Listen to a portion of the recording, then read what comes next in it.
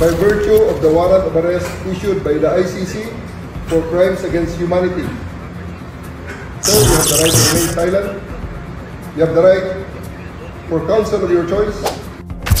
O ito na nga mga kayamies, no? Sinerban na ng warrant talaga si Pangulong Duterte at ang nag-serve pa ay si General Torre. At ayan, makikita ninyo sa video na to, panoorin ninyo para sa kabuuan ng pag-serve ng warrant ni General Torre kay dating Pangulong Duterte. Watch the video. By virtue of the warrant of arrest issued by the ICC for crimes against humanity. Sir, you have the right to remain silent. You have the right for counsel of your choice.